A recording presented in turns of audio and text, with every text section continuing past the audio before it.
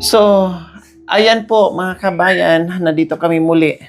At sabi nga ni Nanay Gemma na pumunta sa Katatay Romy. Oo. Sigurado siya pumunta kay Katatay Romy? Umalis dito, alas 3 ka na yun. Alas 3 ng hapon? Gabi.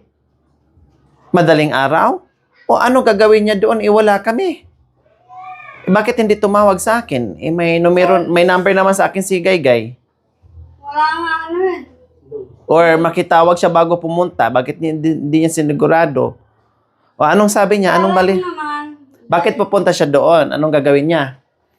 Di ba sabi niyo, nag-ano kayo dyan? Nagdadamo? Oo. Tapos, anong sabi niya?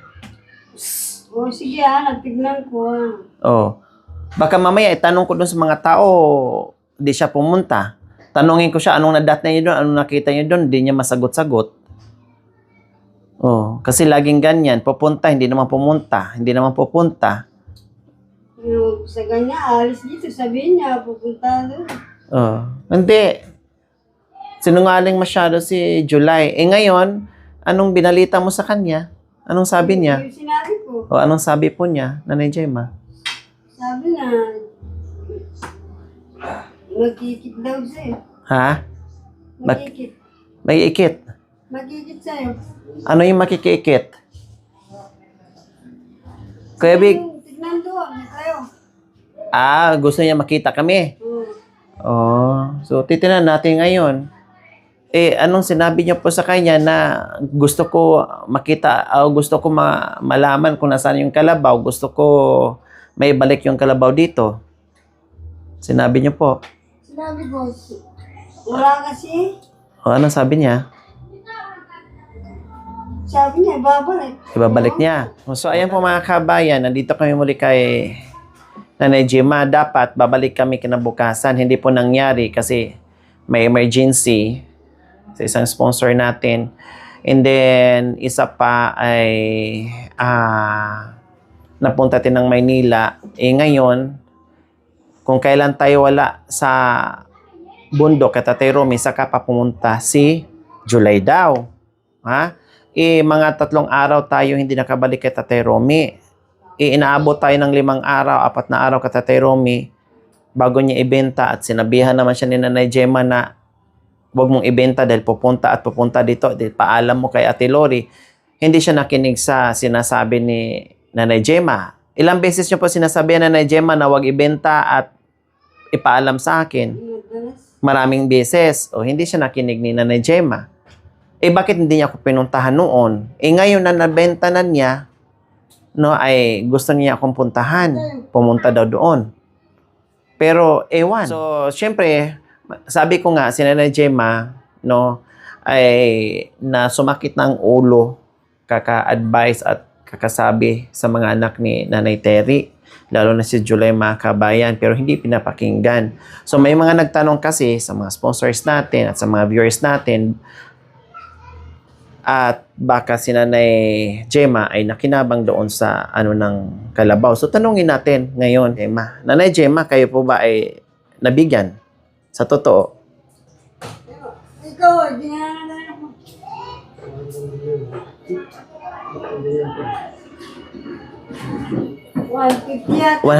150 pesos. Oo.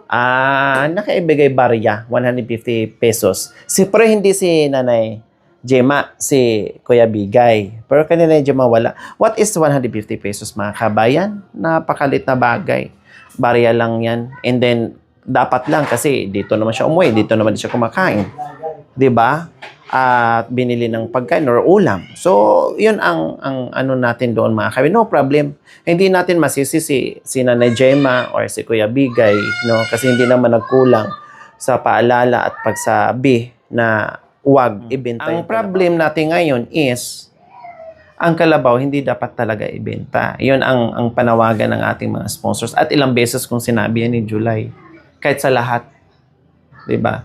So, hindi tayo nagkulang dyan mga kabayan. Kaya maraming mga katanungan, no? Maraming katanungan. Sabi nga nila, bakit daw hindi ako kinontak ni Nanay Gemma? O, ipalagay natin, walang laman yung cellphone, walang load. Or saka hindi to sa hindi talaga to nagtatawag kahit noon pa man na walang problema. Ang pangungumusta ni Nanay Gemma sa akin kapag napunta ako dito. Kapag nakikita kami. Hindi yung tumatawag sila sa akin or nag-message, hindi sila dumadaing sa tawag, sa message, hindi po. Nandito pag mapunta ako. Nangungumusta yan si Nanay Gemma pag napuntahan namin. Hindi sila nagtatawag. Saka yung cellphone, lagi namang hawak ni Gaygay, lagi namang walang load. Minsan ako pa magpapalo ni Gaygay pag pumunta ako dito. Naglalambing, loadan mo naman yung ano ko dito sa dalawa ni Makoy sa ni Jacoy. So pinapaloadan naman. 100, ano lang naman yung 100 mga hindi naman madalas, hindi naman lagi nangihingi kapag nandito lang. So no problem, pinagbibigyan. Kaya hindi ano si Nanay Gemma na anuhin tayo, tawagan tayo or ayaw na rin siguro ni Nanay Gemma.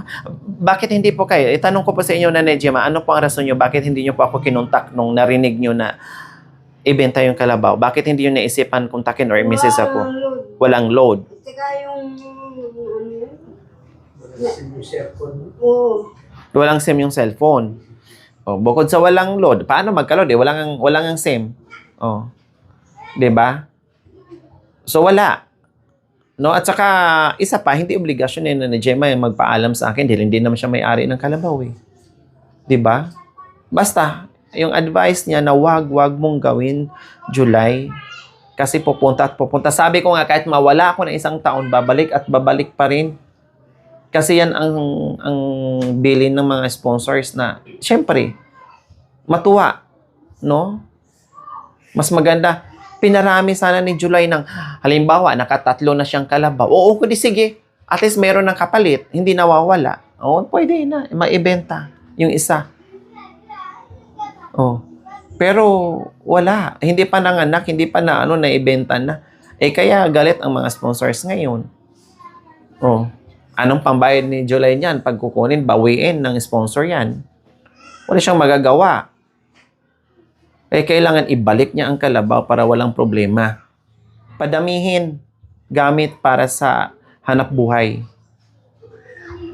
Motor, kabibili lang ng kailangan ng pambili. Eh yun, walang maintenance. Damo lang ang maintenance niya doon sa kabundukan. Libre. Ni piso wala kang ipalabas.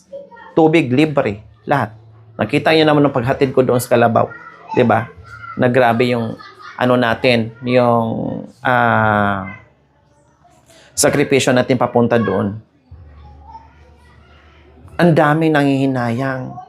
Hindi lang sponsors ang nagagalit, pati mga viewers, lahat kung napanood ni July at nabasa ni July yung mga komento doon, walang natuwa. Galit, nanggagalaiti. Dahil sayang yung pagkakataon. Sila nga ni Nanay Gemma gusto magkaroon ng kalabaw. Walang chance. Kasi hindi biro ang presyo ng kalabaw, mga kami. Meron, maliit. Tulad ng binibili natin, pero nagkakahalaga ng more or less 40,000, 35,000. Diba? Pag ganyan kay Julie, naglalaro yan 65 to 70,000. Kapag lumaki na, naglalaro 90 to 100,000. 80 to 100,000. Pag mga ganyang kalaki na. Hindi biro. So, ngayon po mga kabayan, nahuli ko rin si July, no? At magkaharap kami ngayon at maharap natin at malaman natin at paano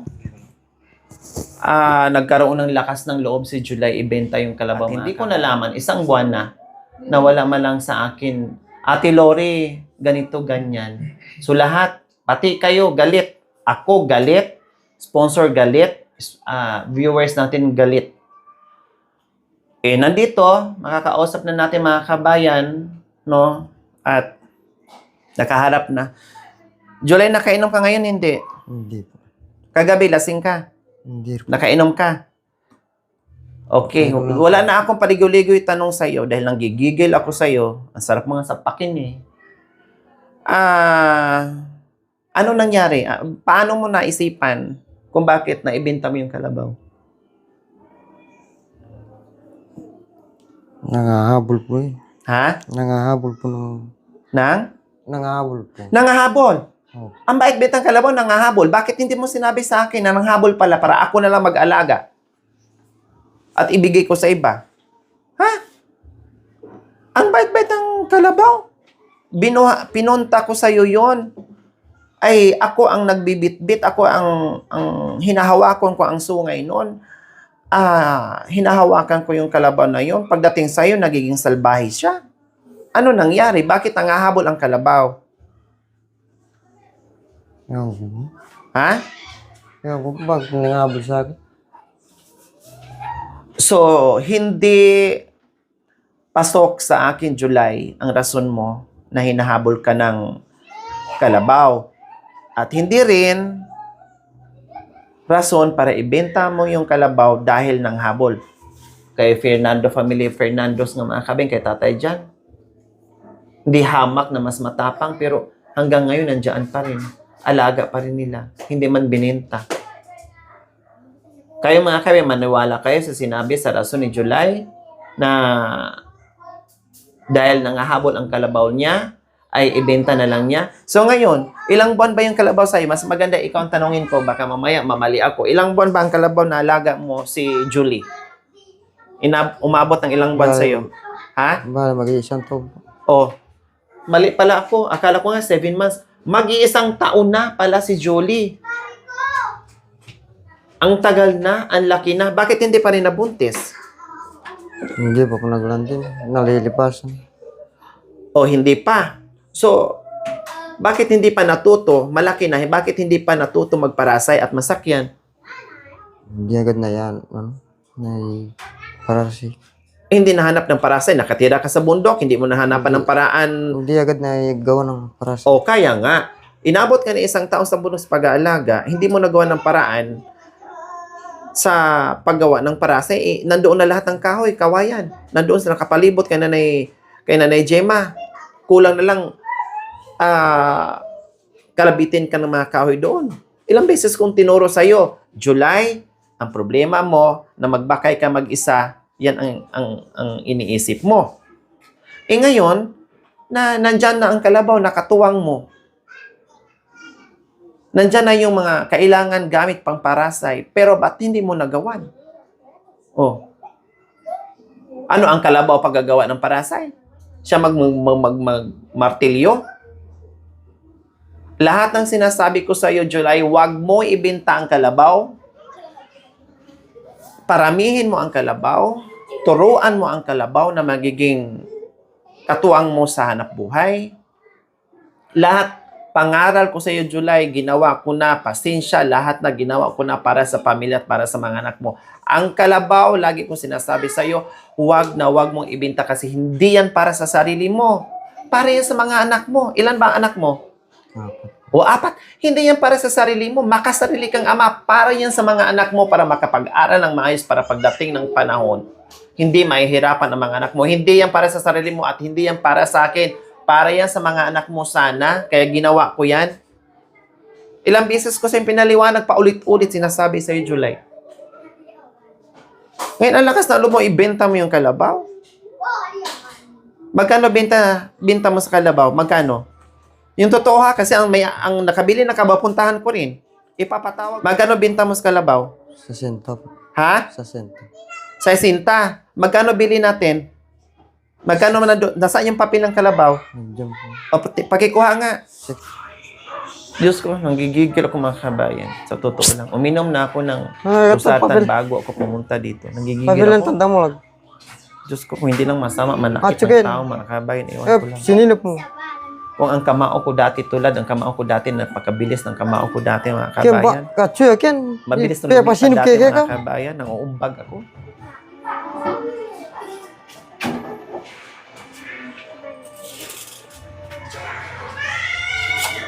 $65,000. Pero bakit bininta mo ng 60 lang? Bakit nagpalugi ka? Bakit bininta mo ng 60,000 lang, July? Bakit? Ano pong katawan? Nagpayat. Pumayat. Bakit pumayat? Hindi mo na nalagaan dahil na puro ka na barkada, puro ka na alak, wala ka ng pakialam sa kalabaw, hindi ka na interesado, kaya napabayaan mo. Bakit yung mga kalabaw kong dalawa doon sa Ano bundok? po yun? Ano ng ipin. Nagtanggal ng ipin tapos hindi na ako gano'n kakain.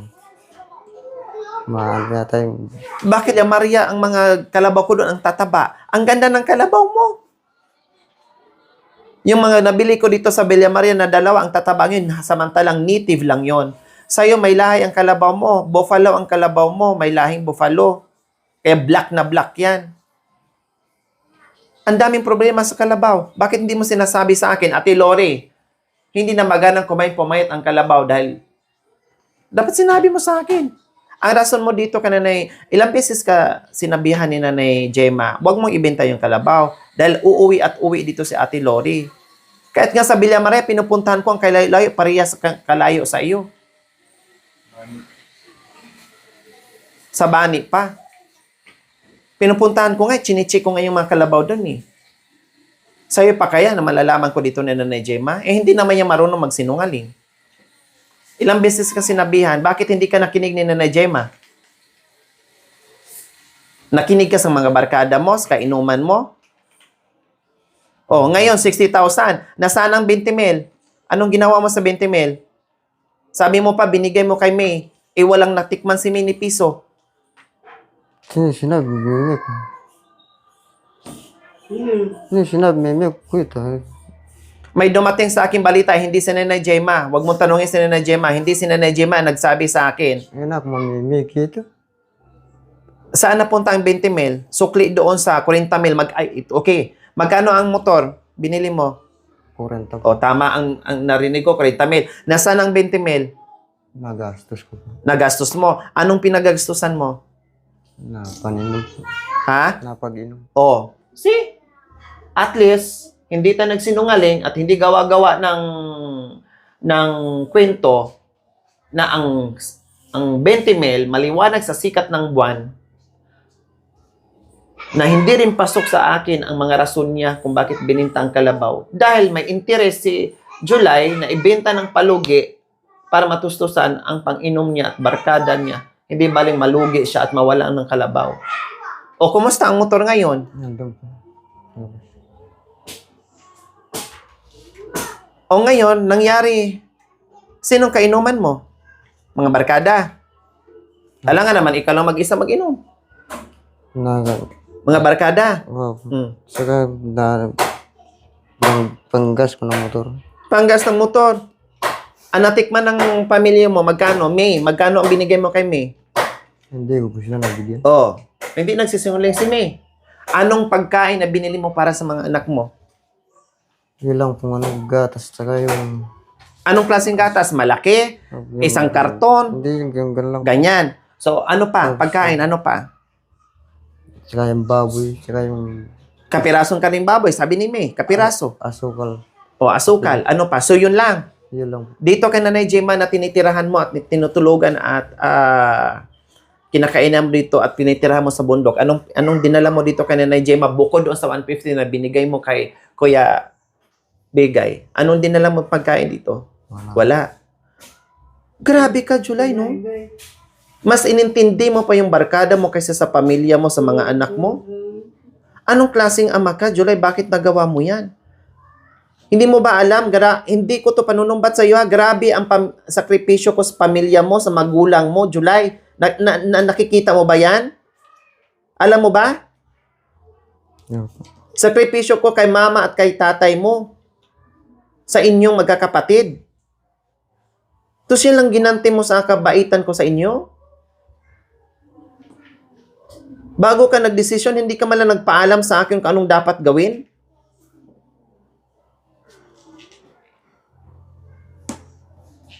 Biro mo, 20 mil, inubos mo lang sa barkada. Buti pa yung barkada mo, pinainom mo, pinasaya mo, pamilya mo, hindi mo pinasaya. Mga anak mo, hindi mo pinasaya. Demonyo ka klaseng tatay.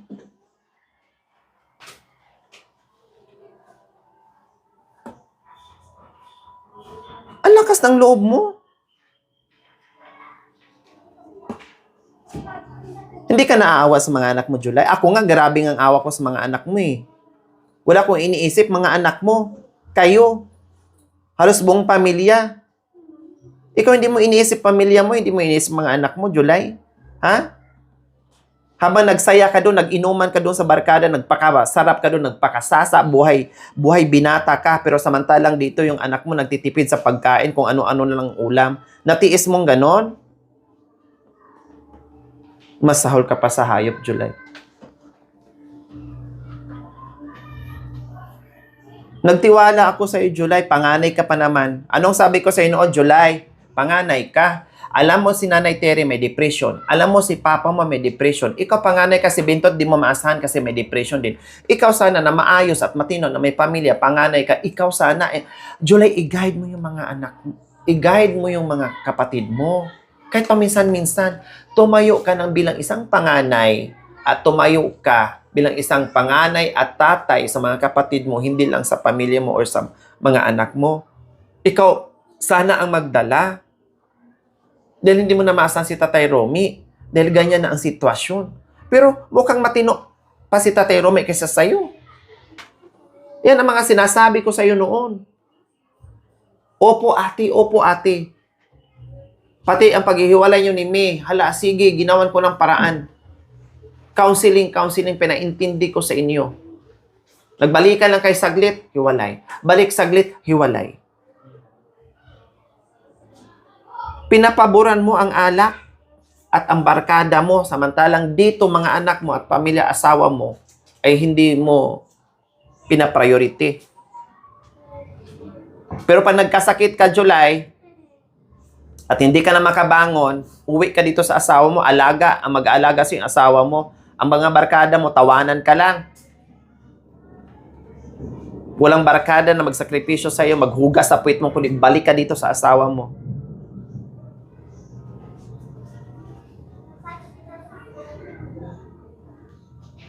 Grabe, di mo pwedeng irason sa akin. Pumayat, naglagasan ang mga ngipin, or sumakit ang mga ngipin, or gawan ng paraan. Gamutin. Kung ano-ano na lang. Nasaan na ngayon ang kalabaw? Ano na po siya. Ha? Nandoon sa nakabili. Hindi ko alam kung pinatay na. Oh my gulay. Patay ka ngayon, July. Hindi mo alam kung pinatay na. Sino nakabili? Alam kung patay or ano? Isang buwan na. Isang buwan na. Kakilala mo yung binilahan ay yung nakabili? Oo. Ha? Kilala mo unat? Unat. Kulat? Ay kulot? Unat po. Unat. So, puntahan ko din yan. Puntahan din natin yan na mamaya. Tapos, hindi mo alam kung nasaan na. Tapos, bakit hindi mo binigay yung papel? Anong usapan nyo? Basta dinala mo lang doon yung kalabaw, bininta mo, ganon, binayaran ka na kaagad. Ganon. Wala kayong pirmahan sa barangay? Hindi. Wala. Patay kayong dalawa sa akin ngayon. So, anong gagawin mo ngayon, July? Nung nalaman mo na hinahanap kita at hinahanap ko yung kalabaw, anong gagawin mo? Kasi siyempre, sinabihan ka na ni Nanay Jayma. Kasi ka mo, Ha? ibig mo mati. Anong gagawin mo ngayon? Hindi nga ako nagkamali, mga kabayan. Na ako, sabi ko, si July ay talagang nangibabaw sa kanya ang alak. Kahit ibenta niya ng 20 milyon, wala siyang pakialam. Kasi ang nangibabaw sa kanya alak, hindi nga ako nagkamali. Diba? Sinong taong nagnegosyo magpalugi? At sino yung taong nag-alaga ng kalabaw na ipalugi mo, benta ng kalabaw? Kaya nga, para bang nag-alaga ka, walang pinagkaiba mag-alaga ka ng baboy. Ano bang gusto mo? Ano bang pakay mo? Bakit mag-alaga ka ng baboy? Siyempre, una, palakihin, pabuntisin, paanakin, and then, gusto natin maraming anak para makabawi tayo sa gastos. Mabenta natin yung iba at makakuha na naman tayo at dadami na naman ang baboy natin. So, ganoon din sa kalabaw. Bibili tayo ng kalabaw, buy and sale. Sabihin na natin buy and sale. Bibili tayo ng kalabaw, buy and sale tayo, palakihin natin. Wala namang puhunan. Puhunan mo, pagod, magsuga, at libre ang pagkain. So, anong gusto natin? Siyempre, after few months, after a year, ibenta natin para lumaki yung presyo ng kalabaw at ibili na naman ng kalabaw at patubo ng patubo, ibili. Ganun. Pero sa kanya, wala. Nilugi niya ang kalabaw plus binili niya ng walang kwentang motor na sirain naman din na sikanhan at ang 20,000 nilustay niya. Oh. Kasi alam mo, July, maintindihan pa sana kita. No? Maintindihan pa sana kita kung ang ginawa mo after mong bininta ng tamang presyo, ang sa akin yan, 90,000. Ang kalabaw nyo, okay, 80,000. 90,000. Or 100,000, more or less 100,000. Ang 60,000 na sinasabi mo, magkano ngayon ang Rusi na brand new na 175? 175, nagkakahalaga ng wala pang 45,000. Brand new yun, ha? Pero, ang kulong-kulong, makabili ka rin ng 12,000 to 15,000. Marami akong kakilala dyan. Marami akong mga suki dito sa Pura, kahit hindi ako taga dito. Marami akong mga suki dyan ng mga kulong-kulong. Mabili mo lang ng, o dito sa una ng papuntang, ha? O, papuntang doon, papuntang unahan ng, ano dito? Manibaog. Makakuha, may mga suki din ako dyan, makuha mo 12,500, 13,500, 13. So, palagay natin 15,000. 45,000 palagay natin. Plus, kulong-kulong na 15,000. Kundi 60,000 yun. Brand new na. Hindi nasasakit ang ulo mo. Bagong-bago. Pero binili mo sikanhan na motor, yung kulong-kulong, sikanhan din yan? O magkasama na yan? Magkasama. O magkasama na yan, bagong pintura lang. Na silver. So, nagmumukhang bago. Pero, pininturahan lang. O. Tapos, 40,000. And then, after, pumunta ka dito sa asawa mo, gusto mo magpa-sangla ng ATM 2,000 para ibili ng piyesa sa sasakyan mo. Nakahawa ka na ng 20,000. Baon na nga utang asawa mo para sa mga anak mo, pakialaman mo pa. Hindi na nga sila nakinabang doon sa 20,000. Inubos mo sa barkada mo, and then uuwi ka dito sa asawa mo para manghingi ng pangbili ng piyesa. Dapat doon ka sa barkada mo hingi. Kapag nagutom ka, kapag gusto mong nauhaw ka na sa ala, kapag may problema ka, umuwi ka sa barkada mo. Huwag kang umuwi dito ka na Gemma at huwag kang umuwi sa asawa mo. Pag may pera ka, happy-happy ka sa barkada mo. Pag wala kang pera, uwi ka dito sa pamilya mo. Anong klaseng tao ka? Napakademonyo mo naman.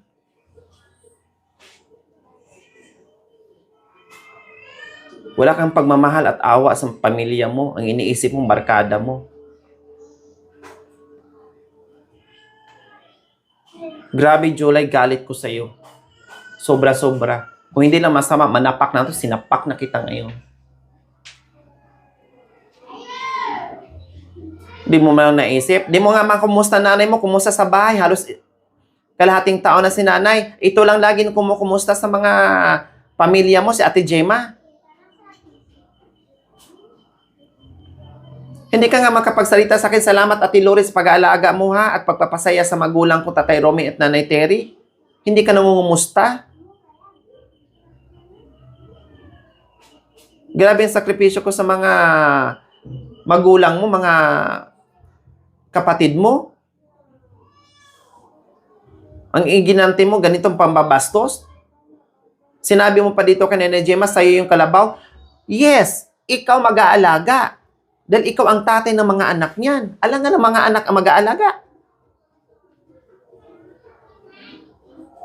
Pero hindi yan para sa sarili mo. Ikaw lang kasi ikaw yung tatay. Pero hindi yan ibig sabihin na ikaw nag-aalaga, ikaw makinabang, ikaw magbenta, ikaw magdesisyon.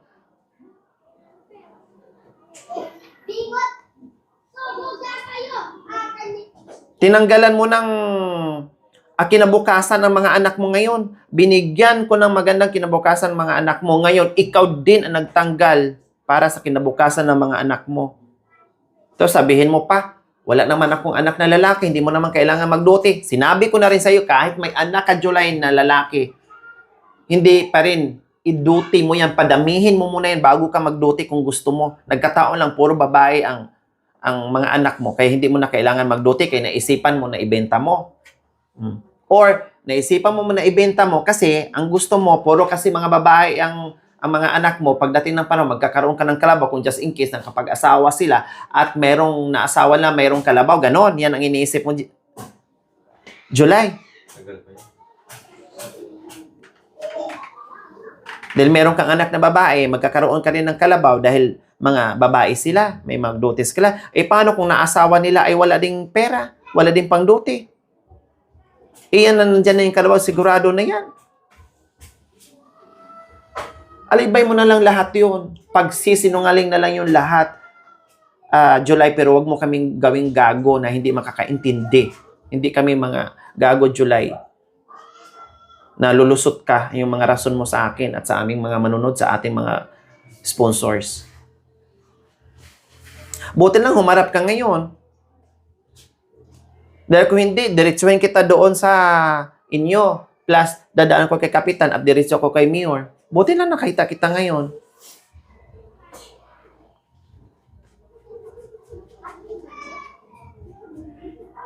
So, wala. E din puntahan namin. Saan banda yon? Malayo ba yon? Sa bagong kasarap. Saan daan natin? Diretso mga kaibigan. Ang motor, sino may-ari ng motor? Yan din may nakabili ng... Opo. Oh. Swap. Ano yan? Swap yan? Bigay mo yung motor, bigay mo yung kalabaw, binigay sa yung motor, ganon. Tapos nagdagdag na lang siya ng 20,000.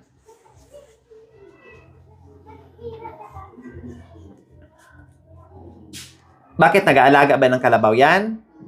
Sa tagnan po. Ano? Sa karne po ng... Sa? Karne po. Karnihan? Ay, Diyos ko. Kawawa si Jolie. Mga kabayan. Karnihan daw ang may-ari. So malamang hindi na natin alam, July. Diyos ko, kawawa si Jolie. Ang bait-bait ni Jolie sa akin, July. Nung hinatid yan sa may-ari, July, alam mo ba, na halos nadurog ang puso ko kasi parang gusto kong marunong na magsalita si Jolie, nagbabay sa may-ari ng may-ari. Gustong magbabay, gustong humabol. Pinipigilan ko habang nakatali sa puno ng mangga. Nung binitbit ko yan, parang bata na nangungulila doon sa nag-alaga sa kanya hanggang papunta doon sa inyo. Na akala mo bata ang inaakay mo papunta doon tapos bininta mo lang at pinakatay mo, July. Diyos ko, July, wala nang makaano sa iyo, wala nang makaano sa pagdemonyo mo talaga.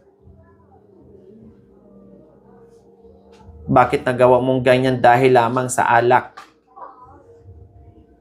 Diba, sabi ko sa iyo, ang motor, pinapili kita noon eh. Ilang ilang minuto kitang inantay sa desisyon mo. Si Binbin, inadvisean ka rin na hindi pwede sa'yo, kuya, ang motor. Anong gagawin mo? Masisira. Kalabaw ka na lang dahil walang problema. Ilang beses kita inantay kita, nag-usap yung magkakapatid. Pero nag-final decision ka, kalabaw na lang po, ganito, ganyan. Kasi tama nga naman din yung advice ni Binbin at advice ko. Pero pinagbigyan ka pa rin ng decision kung ano ba talaga. Sa ngayong panahon, na tag-ulan, madala mo ba yung motor doon? Kaya? Kaya? O baka mamaya ha? Sige, subukan ko mamaya. Magpa-drive ako sa iyo ha. Di ako bababa ha. Kasama ang mga team ha. Huwag mo akong pinagluloko, July. Mahirap lang po yun. Oh, see? Kaya tapos mahirap? Subukan kita ngayon. Magpa-drive ako si gasolinahan ko yan. Pag hindi makaakyat yan doon na, bangin ang populuti, tulak sa bangin yan. Sinasabi ko sa iyo. Pulutin sa bangin yan, sunugin ko pa yan. Baka gusto ko, sunugin ko yan ngayon. Anong makaakyat? Makaakyat kung itulak yan. Pero ang kalabaw, ganitong panahon, makaakyat hindi. Bakit? Oh, ikaw na nagsabi niyan na, akala ko hindi pa. Huwag kang mag-aano sa akin, July, dahil ako laking bundok. Maraming hayop. Maraming kalabaw, baka, lahat. Kambing. Halos nandoon na sa amin lahat. Mga kahayupan noon. Kabisado ko. Kaya huwag kang magsisunod sa akin. Hindi ka lulusot. Hindi ka obra.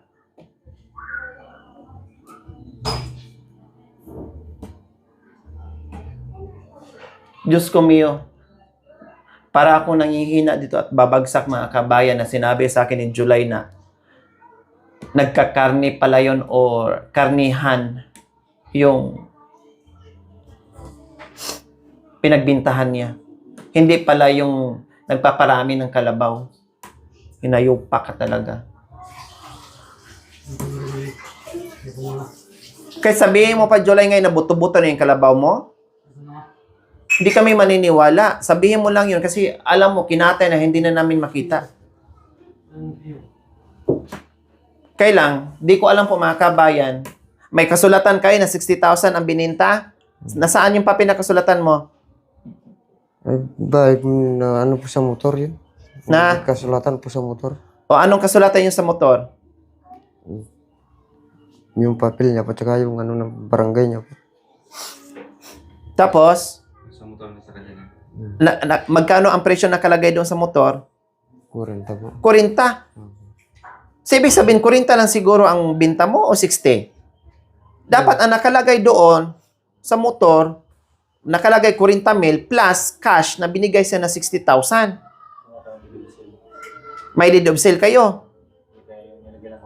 Barangay. Yun lang pong ano sa ano ng motor.